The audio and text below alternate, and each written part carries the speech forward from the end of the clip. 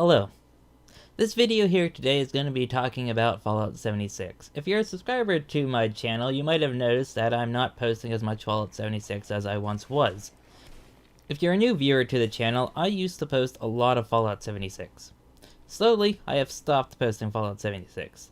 This video is going to get into the why, and that why is because Fallout 76 has multiple problems these days that keep me from enjoying it as much as I could be, or even once was. And I'm sure there are multiple current players and former players that feel the same way I do. So, Fallout 76, the online Fallout spin-off game that Bethesda initially made back in 2018. This game surprised many people in multiple ways. 1, because it was an online-only Fallout game. 2, because how bad the release was. And 3, because the community has surprisingly stuck with the game for all of these years, wanting to see it improve into a truly great game. Yet it has not gotten there. It is still mediocre. It went from a bad game to kind of just a mediocre game. Now I'm one of these players. I've been playing the game since the beta, back in 2018, so a very long time, and I've had a very love-hate relationship with this game. There are many things that I love about Fallout 76, however, there are still many glaring issues that Bethesda has either not addressed, or in some cases has even made worse. So, Bethesda, and now Double 11, I hope you see this video, as I'm going to go into a lot of detail about the problems of this game, and now that there are a lot more developers working on it, maybe these can be addressed. Now, I love Fallout, and all things post-apocalyptic. To me, the most interesting genre out there is post-apocalypse, because there are endless amount of possibilities that you can make. The Fallout series is one of these possibilities, and over the decades, it has changed a lot. Fallout 76 is the biggest change to the series, not only because it's online, but also because of the tone. Fallout has slowly gone from a dark and gritty, gloomy, bleak atmosphere to a kind of happy-go-lucky fun time, in terms of the tone. Now, there is still a lot of gritty, gloomy stories, characters, and environments in the recent Fallout games, but something specifically in Fallout 76 that has gone away from that is the outfits. One of the biggest changes in tone for Fallout 76, and my first main problem with the game, is the outfits. Now, this isn't that big of a deal, that's why I'm choosing to point it out first. The problem I have with the outfits in this game is that the overwhelming majority of them, just in my opinion, are far too what I would describe as kooky, or wacky, or quirky. Really, how many fursuits does Fallout 76 really need? Yes, if you haven't played Fallout 76, the game has multiple fursuits. Not just in the Atomic Shop for purchase, but even as rewards from events. We have goat outfits, Brahmin outfits, cats, and probably more out there. Now, not only are there fursuits, but there's an overly large amount of these colorful dress suits and bright dresses. Like these overly bright Halloween ones, you got pink, you even have these weird superhero looking outfits. And I will admit, some of these do look good, but other ones not so much. Now, I'm not saying that these don't have the right to exist in the game, but the amount of these outfits I think is just too high. Now, before you go and say, oh, this guy just wants it to be Fallout Wasteland Bikini Edition, or some weird skin-tight fetish suit, no, I don't want anything like that. I would actually like to see outfits that are edgy and post-apocalyptic looking, like you're trying to survive in a radiation and monster-filled hellhole of a wasteland. I mean, look at some of the armor mods for Fallout 4 that are not just skimpy lingerie, like the El Cazador armor by John Connor. That looks amazing. To me, that is like the best looking Fallout outfit ever. I mean, you also have very good looking stuff like the Biohazard suit by Evital, or Evtol, however you say their name. The gear that looks like you're ready to tackle the horrors of a disease-toxic wasteland, not a local convention. And look, I know that they can add more edgy post-apocalyptic style outfits because they already have some of them in the game. There's just not very many of them. I mean, you have the Caravan Trader outfit. That's one of the best looking outfits they have ever offered, in my opinion. You also have the Bog Wanderer outfit. that literally came with the black version of the hockey mask from the movie Heat. Look, and I've managed to make some pretty good looking outfits by combining multiple items that are already in the game. And I wouldn't want every outfit, in the game to be some super dark, edgy outfit, as there's going to be people who don't like that kind of thing. But I think balancing out the outfit choices would be a win for all. I mean, add in something really cool looking, Bethesda and Double 11, something that would actually get me to buy items. Something I would want to purchase. As me playing this game 3 years, I have never seen an outfit that I've actually gone out and purchased items to get. Have I bought outfits from the Atomic Shop? Yes, but I've always just used items that I've earned in the game. I've never went out and bought items because I needed to have an outfit. They've all just been kind of... But even those exceptions, I still haven't went out and said, oh my god, I need to spend money on this. And if you want to design really cool outfits, I have a lot of ideas, It's not that hard to create a post-apocalyptic outfit, because all you need is mainly gas masks, tubes, leather. You just look at any, survivalist gear. That's basically what you need. Well, I think that's enough about the outfits. The next thing that we need to discuss is, well, the neglected or abandoned features of Fallout 76. There are several systems in Fallout 76 that were added and then never updated or just left by the wayside. One of these is creature taming. For those of you who don't know, you can actually tame creatures in Fallout 76 and have them go to your camp. This system was only ever updated once, where Bethesda actually removed creatures from the taming list, and they never did anything with this. I mean, it is like the only benefit of making a charisma-based build. But taming animals acts little more as lawn ornaments. I mean, there's really no reason to do it outside of, hey, look, I got a deathclaw at my camp. They don't do anything. They just kind of wander around your camp.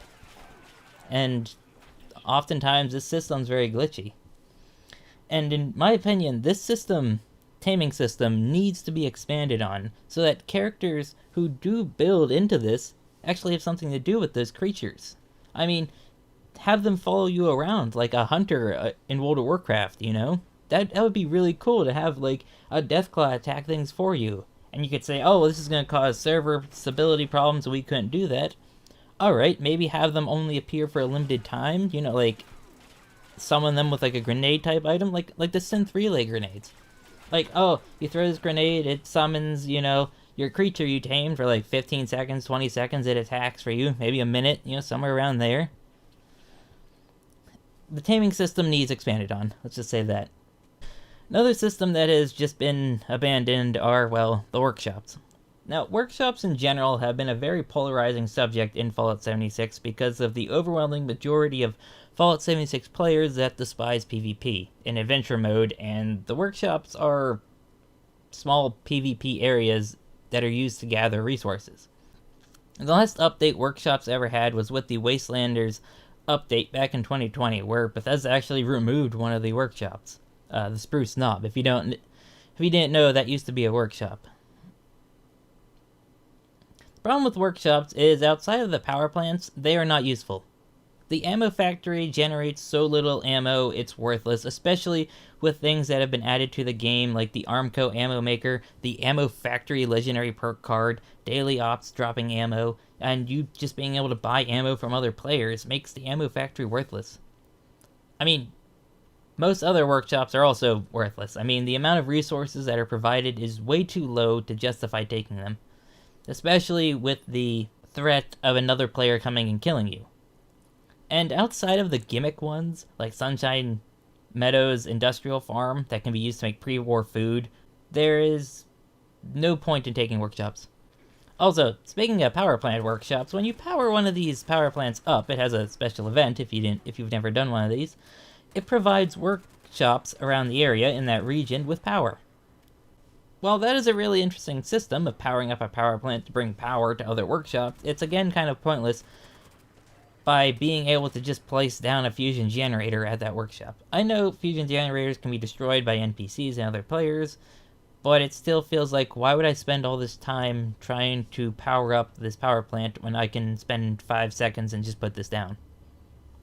What I would do instead of the power plants just powering up workshops, what they should do is instead send workshops in the area into like an overdrive mode, making them produce much more resources, like a lot faster, right?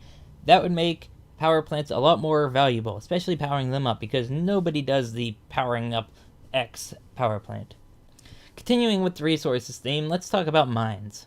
Not the circular explosive devices you put on the ground, but the mines, the underground man-made tunnels that are around the map. It seems to me at one point mines were going to be much more important. Like, they were going to be a place that the excavator power armor was really going to shine. Some mines in the game are generally useful, like the Lucky Hole mine. It's an amazing place to go get lead and crystal. But through various updates, several of the mines of the game have been turned into basically just quest locations, and have seemingly been abandoned as resource gathering locations. I mean, Kerwood Mine, I believe, doesn't have a single resource inside of it. My opinion, each mine should have a theme. I mean, we have a mine that's made for getting lead. That's Lucky Hole. Each individual mine, in my opinion, should have as much lead nodes in it as, Kerwood Mine should have, like, copper, We should have a copper mine that you go to. Oh, here's the lead mine we already have. Here's the black titanium mine. Here's the iron mine, they get steel. Here's make mines actually worth going into. Because outside of quests, I mean, there's no point in going in there.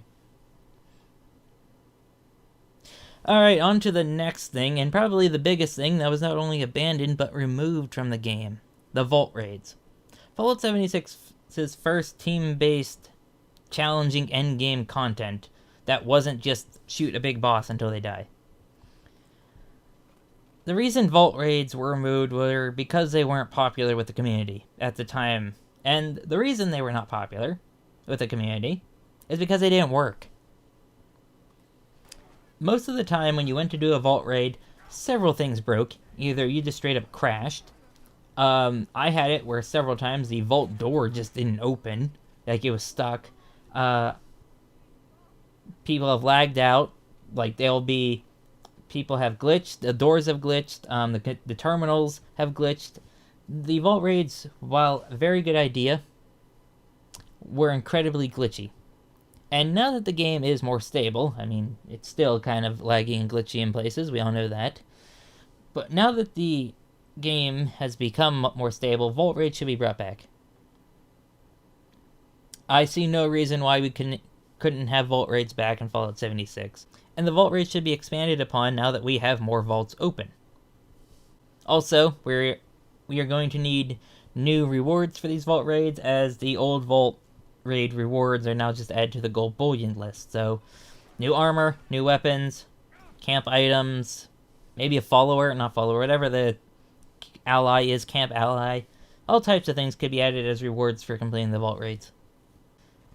Now, the final thing on the forgotten or abandoned features is the nuke zones. Nuke zones were meant to be locations that you would place around the map in order to spawn high-level versions of enemies. The main case for this was, well, the White Springs. I'm sure if you played in those early days, you knew about nuking the White Springs in order to get tons and tons of ghouls.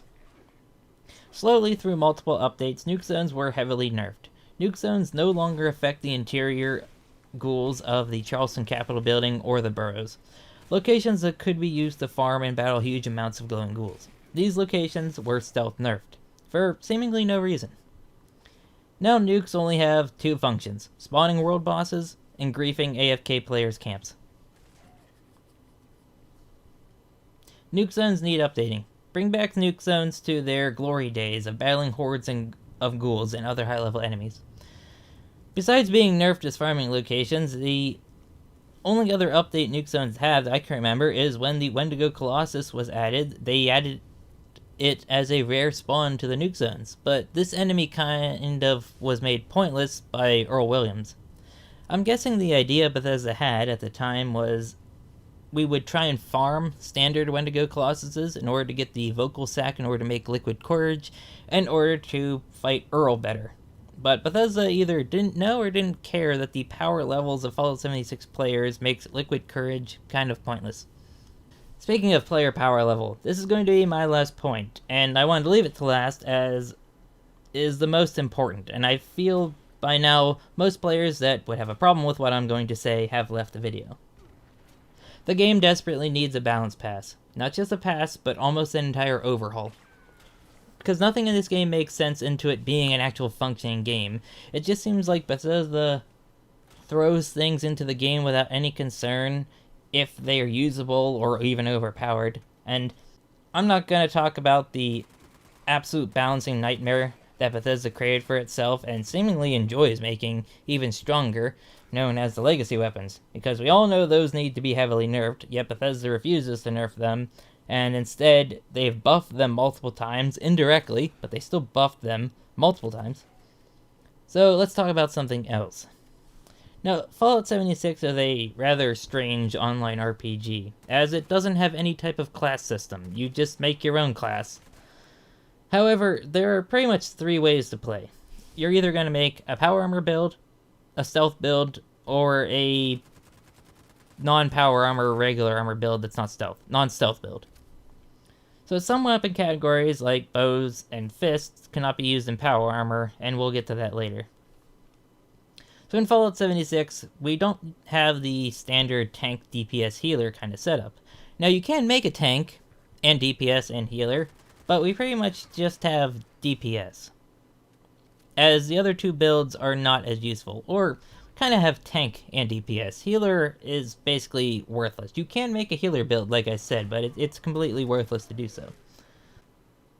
And for DPS, there are 2 kinds of DPS. You have ranged and melee DPS. Now, this would generally be fine, except Fallout 76's legendary item system throws all forms of balance and even game design out the window, especially when there are multiple legendary effects and other buffs that benefit only one playstyle. You know it was coming to this, the Bloodied build. Now, we look at each of Fallout 76's weapon categories and which effect is the best for each. What's the best melee? Bloodied. What's the best ranged? Bloodied. What's the best stealth? Bloodied. What's the best power armor? Bloodied. No matter which build there is, Bloodied is the single best for each of those. Now, I'm not calling for a nerf to the Bloodied build. Simply nerfing Bloodied isn't going to solve anything, as somebody has to be the... One system or class has to be the best. The problem is not with Bloodied itself, it's that the game has multiple buffs that all stack and benefit the Bloodied playstyle, where other legendary effects do not have anything like that. Starting with the Bloodied effect. The build, no matter the choice of playstyle or armor, has multiple benefits. I mean, you have Adrenal Reaction, you have Nerd Rage, Serendipity, Radical. You also have the effects of the Unyielding armor, or if you're not going to use Unyielding, you can go into Power Armor and have Emergency Protocols, you know? And with Legendary Power Armor, you get buffed even more. So you have buff upon buff upon buff for this playstyle, yet other legendary effects don't have that kind of buff. All of this just makes Bloodied the best at everything. So let's look at some other effects. I mean, look at Berserkers, right? Berserkers in concept sound similar to Bloodied. Instead of having low health, you just have no armor. Berserkers has exactly 0 perk cards that directly benefit that playstyle. There are actually perk cards that harm trying to do a Berserker's build, like Ironclad. If somebody in a group is sharing Ironclad, they've effectively nerfed your build. You can't be in a group with that person. I mean, there is one mutation that directly benefits Berserkers, the Chameleon mutation. And obviously there are not going to be any armor or legendary effects that benefit Berserkers, because Berserkers can't use armor unless you do a broken thing, but let's not get into that. I mean, let's look at another legendary effect. Junkies. Junkies was a very popular legendary effect. And again, we see very few perk cards and legendary gear that benefit the Junkies playstyle. Junkies have Munchie Resistance, Hydrofix, Chem Fiend, and Chemist, I guess? I mean, and legendary perk cards, I guess you have Brawling Chemist. But even then, these perk cards can be used by other builds, as nothing that only benefits Junkies exists, since Junkies relies on being addicted. And none of the perk cards in the game say only when addicted. Versus you look at cards like Nerd Rage that say when at low health, which is directly benefiting Bloodied but not other cards, but not other playstyles. And I can go on and on with this, just looking at other effects and other builds. What needs to be done is that the game needs more perk cards and mutations. That is a simple fact. And we know Bethesda can add in more perk cards because when they added the bow to the game, they added multiple specific bow-based perk cards. I mean, there has not been a single new mutation added to the game in 3 years. And if anyone has an idea of new additional perk cards that can be added to the game, please list them down below. I mean, I'm pretty sure there's lots of things you can think of. Like, I thought of one for a Berserker's build that's like, oh, while wearing no armor, gain reload speed on your gun, Or here's another perk card. Oh, when wearing no armor, get an additional 15% carry weight bonus. Or, things like that. Things that are specific like that. It's like, oh, when addicted, like 15% faster swing speed or something like that for your melee weapons. Like, we need more perk cards. It's simple as that. And mutations, and legendary perk cards. Now, besides legendary effects and their buffs, we have to talk about the base weapons themselves, because weapon categories in this game are severely neglected. At least several of them are. Some other weapon categories are not neglected at all, and have honestly too many weapons in them. So, one of these ones that has been neglected is Rifleman. Rifleman, in the 3 years that this game has been out, has gotten one new weapon, and that's the Alien Disintegrator. And even then, that's a gimmick weapon, and it's not an only Rifleman weapon. It can be used by commandos. You can turn it full auto. Rifleman weapons have way too low of DPS to remain competitive against the sister class of Commando. Commando weapons simply trounce Rifleman weapons. I mean, it's not even a contest. Rifleman needs a buff. It's simple as that. I mean, it needs a buff to several of the endgame weapons, and it needs new weapons. Alright, buff the Gauss Rifle, not by like a measly 10 or 15%, I mean like double its damage. Like, the Gauss Rifle, while powerful, still feels too weak, in comparison to DPS of a combat rifle, or a handmade. The Dragon also needs a buff. I mean, this thing is a 4-barreled 50 caliber muzzleloader. It needs a buff to justify that. It needs a buff in its damage. And don't mention your glitched dragon that holds hundreds of rounds. Glitched weapons don't count as balance. That's just something that needs fixed or removed. Rifleman needs new, actually useful weapons. I mean, one simple solution, the anti-material rifle. Just add in the anti-material rifle from Fallout New Vegas. I mean, you added an anti-material rifle into Fallout 4 through the Creation Club. So, why not? I mean, it just reskins a hunting rifle and makes it more powerful. You can do that. Rifleman needs the anti-material rifle. I would also say Rifleman needs a new semi-auto rifle as well. Something like an M1 Grand. A gun that is more powerful than a handmade, right? But it can't go full auto, so it's clearly a Rifleman weapon, alright?